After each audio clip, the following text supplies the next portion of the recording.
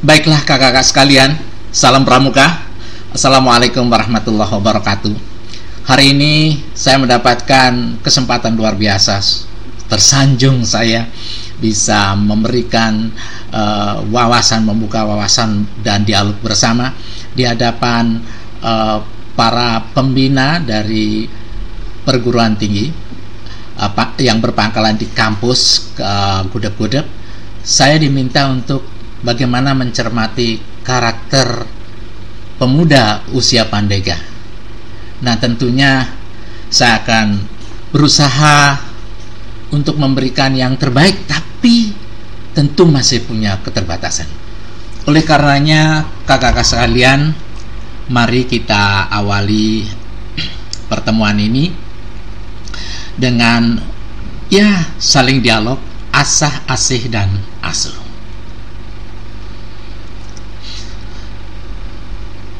Kakak-kakak yang berbahagia, sebenarnya ada yang perlu diketahui kita bersama, bahwa segala sesuatu itu bisa diraih apabila kita dalam satu pikiran. Kemudian kita menyamakan pikiran-pikiran kita itu dengan cara membaca dan pengayaan diri, enrichment, kemudian didialogkan, dan akhirnya timbullah sebuah semacam kesepakatan. Baik kakak sekalian, karakter pemuda di usia Pandega ini yang jadi permasalahan sebenarnya. Ini ada semacam question marks atau tanda tanya. Dia itu anggota muda tetapi usia dewasa. Jadi bisa aja Pandega adalah pramuka dewasa.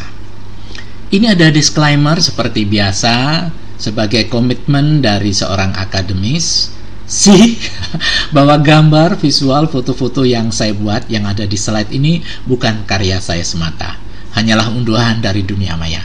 Oleh karenanya saya sampaikan terima kasih kepada kreator-kreator yang cerdik dan luar biasa sehingga saya gunakan untuk menghiasi slide ini.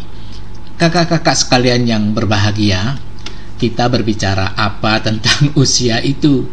Kalau kita lihat menurut WHO yang disebut sebagai pemuda itu usia 12 tahun sampai 24 tahun. Sehingga saya yang berambut putih ini tidak cocok mengatakan sebagai pemuda.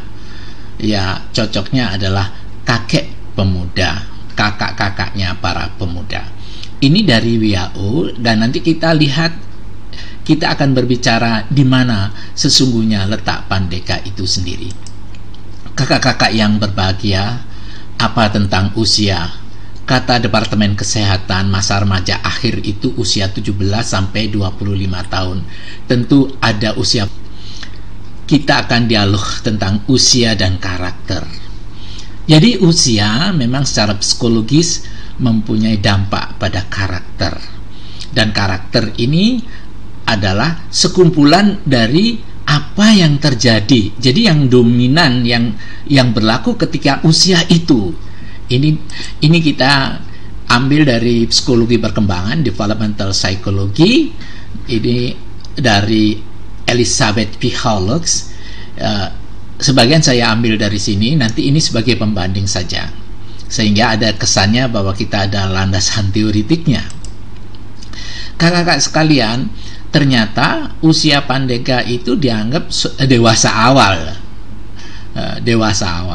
Jadi yang paling cocok untuk mereka adalah diajak di dalam sebuah learning yang sifatnya tidak pedagogi lagi, tapi cenderung pada andragogi. Andragogi itu cocok untuk mereka para Pandega. Akan tetapi lahir sebuah teori baru, nanti kita bahas apakah hautagogi akan lebih cocok dibanding andragogi untuk para Pandega. Kakak-kakak yang berbahagia, andragogi itu adalah pendidikan pramuka dewasa yang bermula dari pengalaman belajar berdasarkan kebutuhan dan minat pramuka dewasa itu, dan tingkat pengetahuan yang berbeda itu mendukung perubahan peran serta tanggung jawab mereka dalam kehidupan. Itu semacam itu.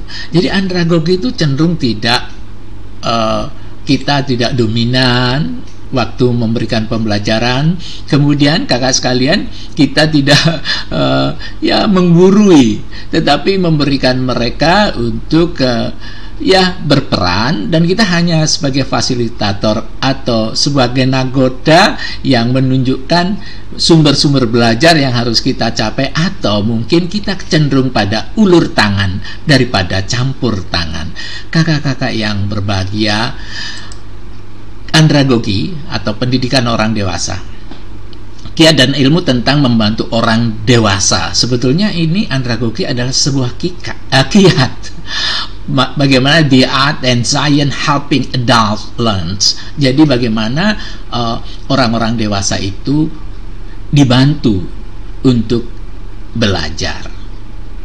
Kakak-kakakku yang sangat saya cintai, ada ini sebuah muncul lagi. Sebetulnya ada pedagogi, ada andragogi, ada hautagogi, ada cybergogi. Ini jadi nanti ini berkembang terus. Bagaimana kita bisa, pramuka itu harusnya mampu menyesuaikan diri, apalagi kita untuk share of values kepada para pandega. Hautagogi adalah istilah yang diciptakan oleh Stuart Haas dan Chris Canyons dari Shorten Cross University di Australia, dan juga disebut pembelajaran yang ditentukan oleh diri sendiri atau dengan shared determined learning. Jadi kita diberikan hak untuk memilih. Jadi pandega itu memilih, bukan mengikuti apa yang dikatakan oleh pembina dalam arti tertentu. Jadi kemungkinan hautagogi atau hautagogi sangat cocok untuk para pandega. Kakak-kakakku, kalau kita lihat ada beberapa kecenderungan karakteristik pandega itu. Berorientasi pada tugas karena sensasi mereka adalah menyelesaikan sesuatu dan sudah memiliki responsibility atau tanggung jawab. Kemudian kakakku yang budungan, bahwa pandega itu di karakter usianya cenderung pada tujuan-tujuan yang jelas. Maksudnya adalah manusia usia pandega ya. Nanti kami tidak memiliki kompeten untuk menilai pandega. Tentunya kakak-kakak yang telah memiliki kepelatihan tertentu dengan kemampuan yang sangat spesifik di kepandegaan. Jadi usia pandega itu, usia pemuda pandega itu senengannya adalah arahnya pada objektivitas. Jadi tujuan-tujuannya itu jelas, clarity. Kemudian kebiasaan kerja yang efisien. Jadi efisien itu menjadi habitual. Jadi habitual action for the penegak usia pandega ya. Pandega maksudnya itu pada efisiensi. Kalau bisa ya EER, efektif, efisien, and rasional. Kakak yang berbahagia, kemudian seorang orang yang pemuda yang usia pandega itu bisa mengendalikan perasaan, bisa menerima orang lain, bisa memberikan pujian pada orang lain, dan menerima apa yang dikatakan orang lain dan mampu memfilternya. Jadi tidak automatically dia itu terjadi suatu dialog-dialog yang secara langsung, tetapi ada pengendapan yang dilakukan oleh pemuda dengan usia pandega. Kakakku yang berbahagia, bahwa usia pandega, pemuda usia pandega itu memiliki kemampuan untuk menerima kritik dan saran. Kemudian tadi sudah saya katakan keobjektifan menjadi salah satu bagian dari mereka. Jadi objektivitas itu adalah menjadi bagian orang-orang atau pemuda yang usianya pandega. Kemudian responsibility diri atas pilihan-pilihannya.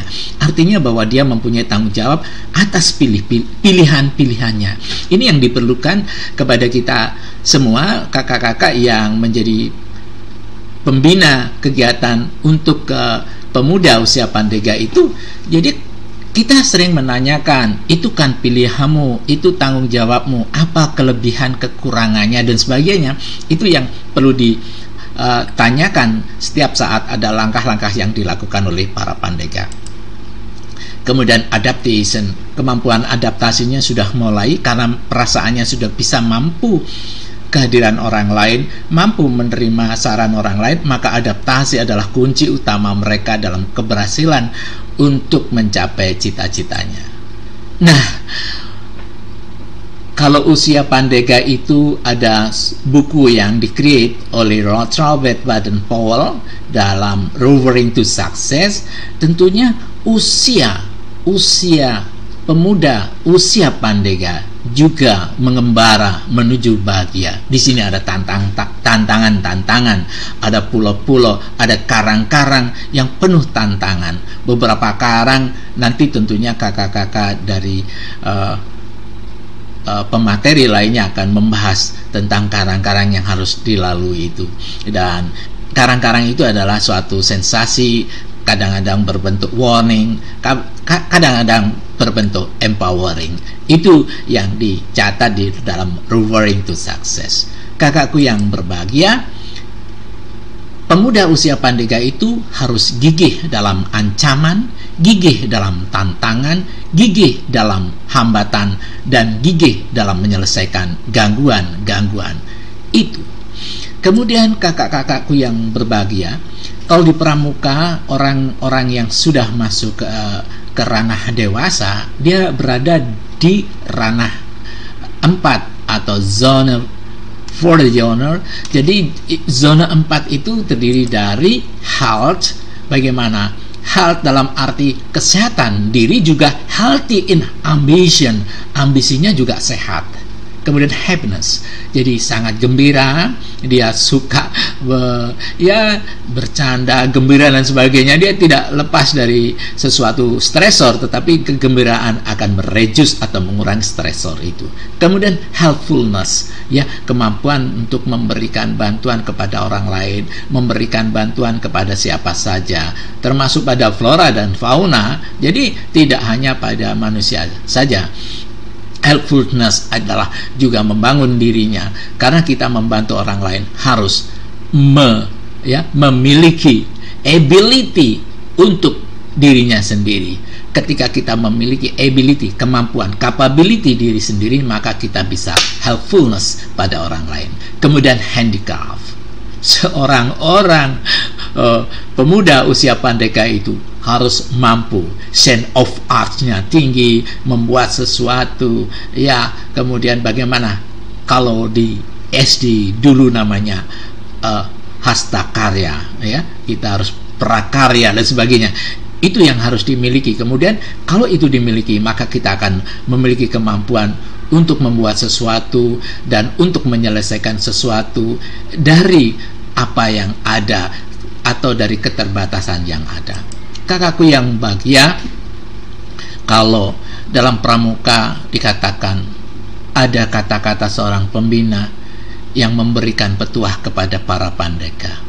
Wahai Pandega, jangan terangi dirimu saja, tetapi berbagilah sinar pada yang lain.